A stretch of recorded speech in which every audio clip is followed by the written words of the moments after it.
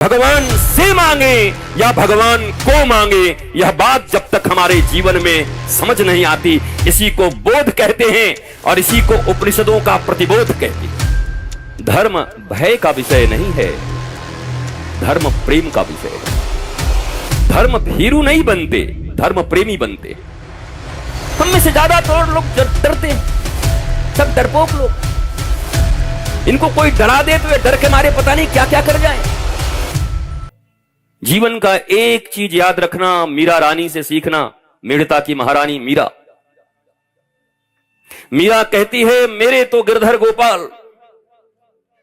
ये कौन सी बड़ी बात कहती, दुनिया में सभी कहते हैं ठाकुर जी मेरे हैं, राधा रानी मेरी हैं, जानकी रानी मेरी हैं, राम जी मेरे हैं, सब कहते।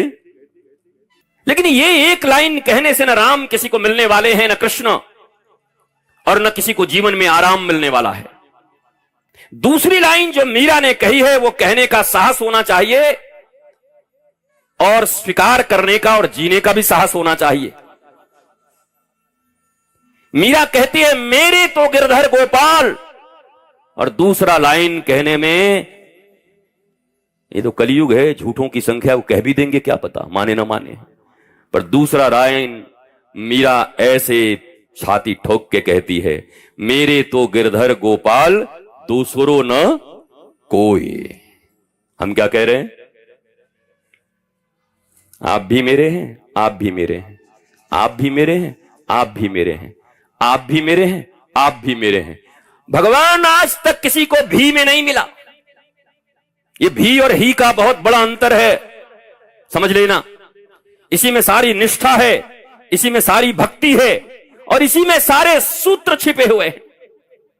भगवान भी मेरे हैं, दुनिया भी मेरा है, वह भी मेरा है, यह भी मेरा है। भगवान कहते हैं हमारे पास इतनी फुर्सत है तुम्हारे जैसे लोगों के लिए, भी में मैं आ जाऊं। बड़े बड़े ऋषि, बड़े बड़े मुनि, बड़े बड़े वेदज्ञ श्रुतज्ञ, अग्निहोत्र हवन इत्यादि करने वाले, जो वर्षों वर्ष तक हवन इत्यादि करके हवन के धुएं से स्वयं काले हो जाते हैं, धुनी ताप ताप करके जिनकी शरीरें सूख जाती हैं, ऐसे तपस्वियों को भी भगवान जल्दी नहीं मिलता। और हम इतना कैजुअली कह रहे हैं तुम भी मेरे हो, ये भी मेरा है। भगवान के द्वार पर जाकर, गुरु के द्वार पर जाकर कभी कोई आज तक ये कहने वाला जल्दी नहीं मिलता कि मैं तुम्हारे लिए आया हूं, तुम मेरे हो। महाभारत का युद्ध इस बात का प्रमाण है। दुर्योधन गया और लाखों सैनिकों को मांग कर ले आया। बड़े बड़े ब्रह्मोस और तेजस मिसाइल राफेल लेके आ गया, और चिनुक सब कृष्ण जी से मांग के ले आया। राफेल भी दे दो, चिनुक भी दे दो, हमें लड़ना है, पांडवों को हराना है। अच्छा सुनो, जो सबसे बढ़िया सैनिक है सब दे दो। भगवान ने कहा सब ले जा, मरेगा पक्का। अर्जुन से पूछा तुम्हें क्या चाहिए?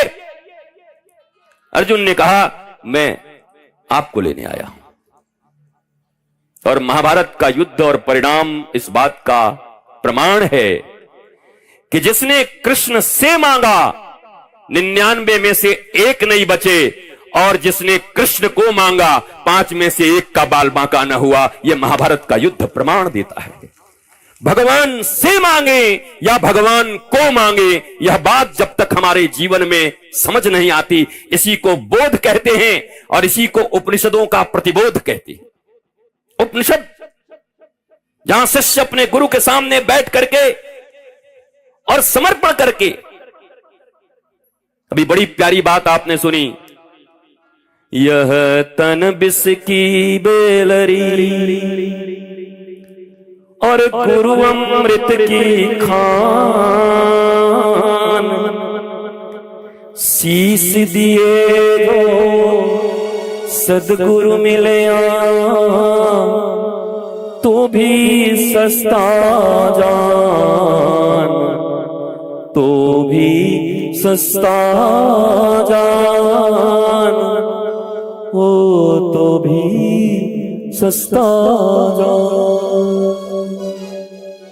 यह तन बिस्की बेलरी, बिस्की बेलरी है। दैहिक दैविक भौतिक ताप हैं। भगवान श्री कृष्ण कहते हैं ये जगत क्या है, बड़ा दुखालयम।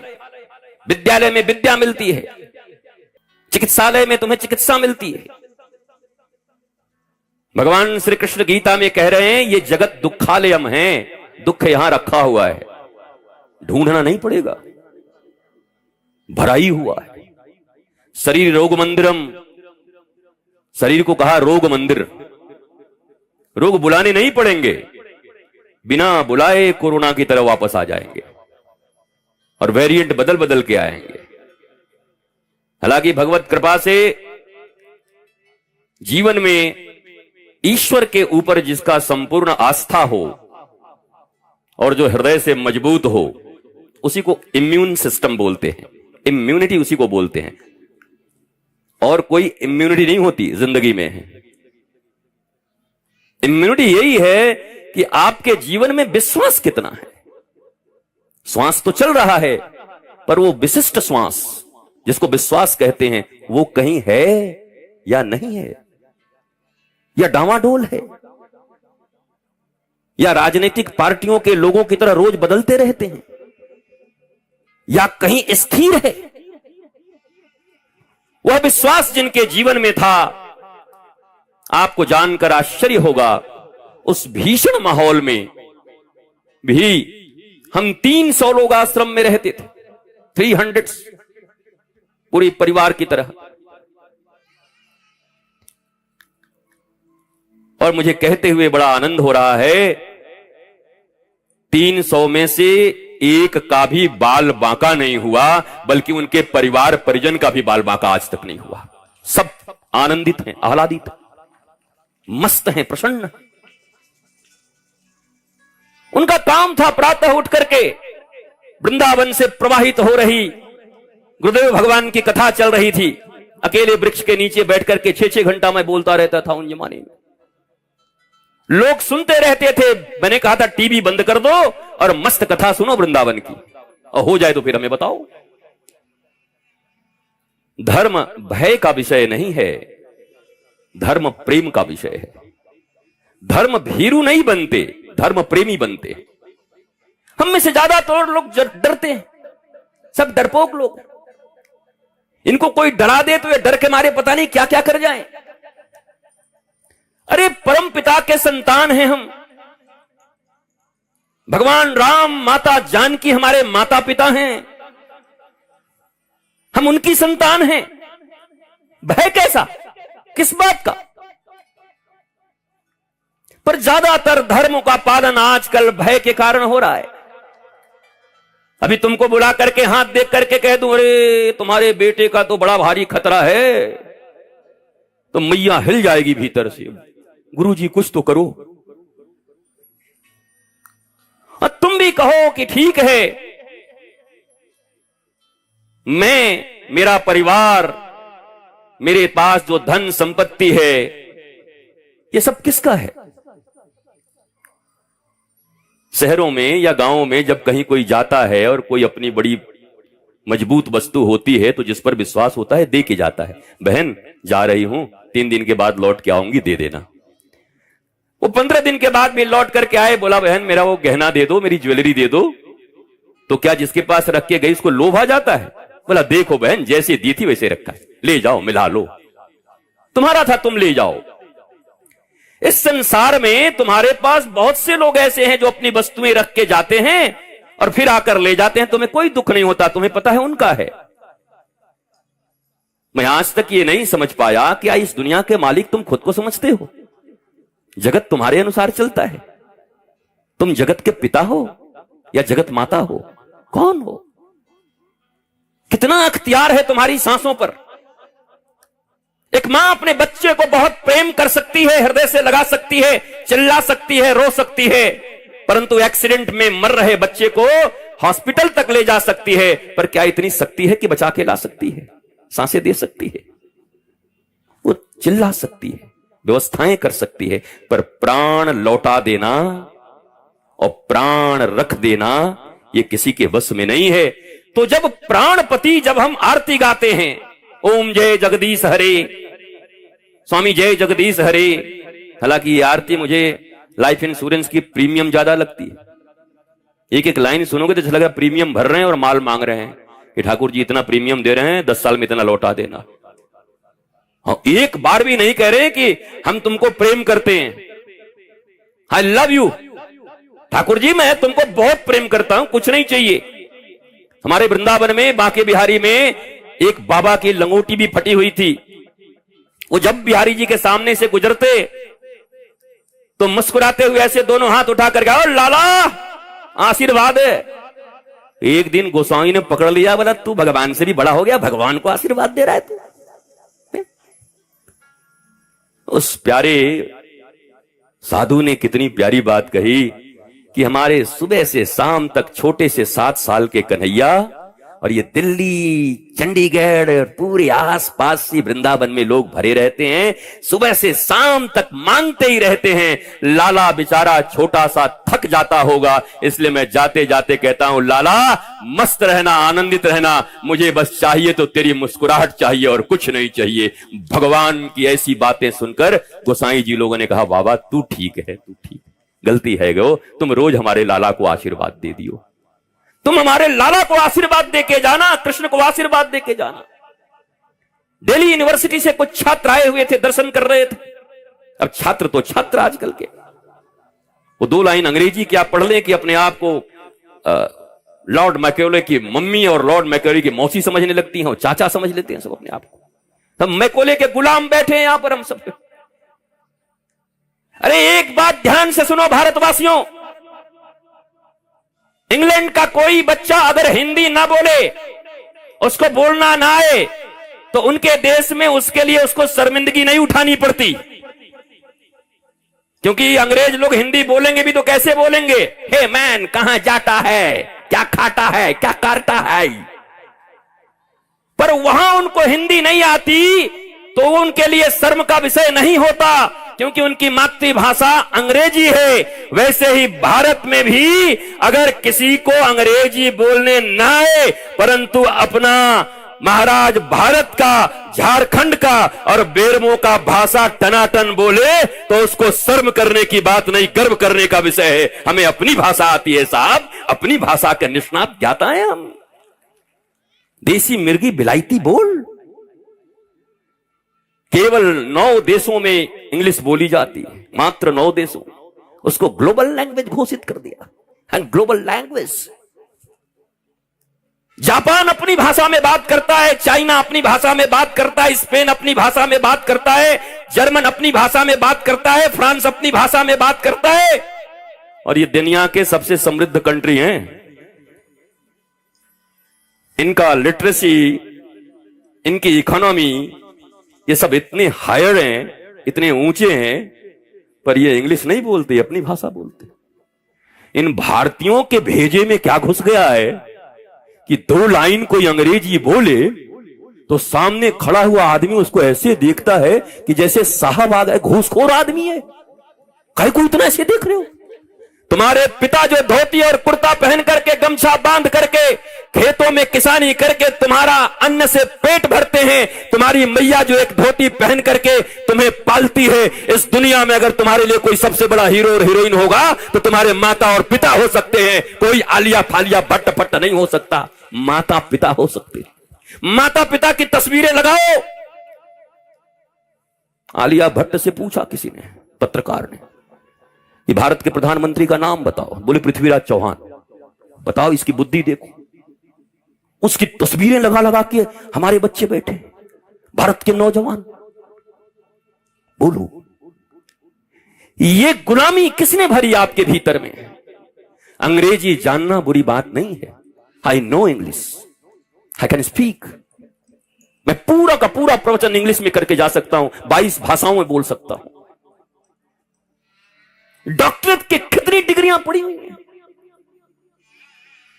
1-2 पीएचडी करके कोई बैठा हुआ होगा, कितनी डिग्रियां हैं तुम्हारे पास? वो सारी है मेरे पास। इसलिए तुम्हारे पढ़ाई के कारण तो तुम्हारा कोई अहंकार होना नहीं चाहिए। There are big difference between literacy and education. साक्षर होने में और एजुकेटेड होने में बहुत अंतर है साहब।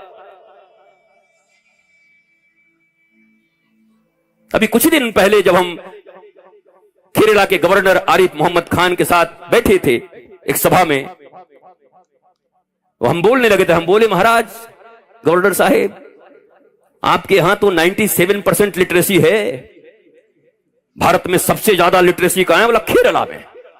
और आपको जानकर आश्चर्य होगा कि जहां सबसे ज्यादा शिक्षा, लोग कहते शिक्षा शिक्षा शिक्षा। अरे कौन सी शिक्षा?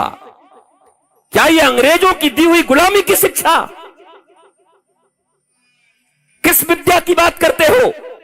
हमारे शास्त्र कहते हैं सा विद्या या विमुक्तये, विद्या वो है जो मनुष्य को मुक्ति देती है, मरने के बाद नहीं, जीते जी जो स्वतंत्र हो जाता है, बंधनों से मुक्त हो जाता है, आनंदित हो जाता है, उसको विद्या कहते हैं, उसको शिक्षा कहते हैं। वो शिक्षा कहां है तुम्हारे पास? वो शिक्षा सनातन के पास थी, वो शिक्षा गुरुकुलम में थी, सब समाप्त हो गए। और आप केवल वो 2 लाइन अंग्रेजी बोलने वाली। और गांवों में तो मत पूछो, गांव की एक मैया कहेगी, हमारा चिंटू अभी 2 साल का है, बिल्ली देख के कैट कैट कैट करता है, छाती फुला के बोल रही है ऐसे। लोग कितना अभिमान है इसको। बगल वाली करो, मेरा वाला भी 1.25 साल का है और कुत्ता देख के डॉग डॉग करता है।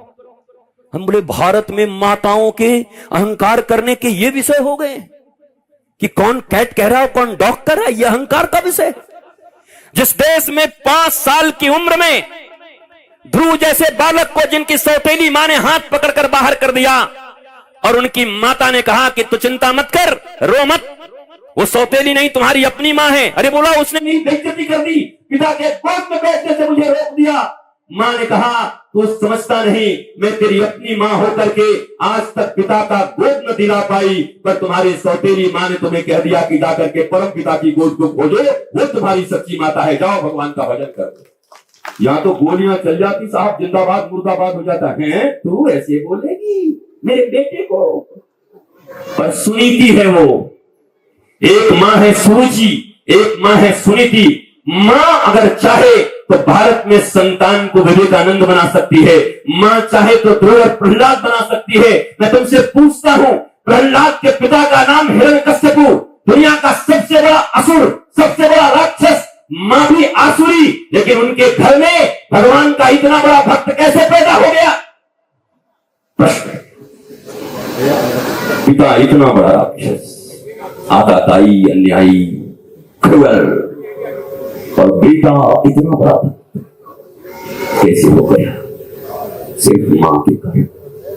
एक मां चाहे तो अपने बच्चे को रावण बना सकती है, और एक मां चाहे तो अपने बेटे को ध्रुव, प्रहलाद बना सकती है। राक्षस के घर में जन्मा हुआ बेटा, मां का गुरु पर श्रद्धा था, गुरु नारद के ऊपर। जब गर्भ में भी था तब भी नारद जी सत्संग करते थे, और 5 वर्ष की अवस्था तक नारद जी ने ऐसी घुट्टी पिलाई भगवान की कि राक्षस के घर में भगवान का सबसे बड़ा भक्त पैदा हो गया, क्योंकि माता सत्संग करती थी, माता का गुरु के ऊपर विश्वास था, धर्म पर विश्वास था। हो सकता है आपके आसपास में लोग खराब हो, लोग कहते हैं मोहल्ला बड़ा खराब है महाराज जी, गांव बड़ा खराब है महाराज जी, बड़े बेकार लोग रहते हैं। अरे यहाँ तो बापई इतना खराब था, गांव तो छोड़ो, बापई अमरीश पुरी और गब्बर सिंह। हिरण्यकश्यप क्या था? 1 नंबर का खलनायक प्राण प्रेम चोपड़ा। उसके बाद उनके घर में प्रहलाद जैसे 12 महाभागवतों में सबसे श्रेष्ठ भक्त का जन्म पॉसिबल? ये संभव कैसे हुआ? ये संभव केवल एक कारण से हुआ, माता चाहती थी मैं अपने बेटे को भगवान का भक्त बनाऊंगी,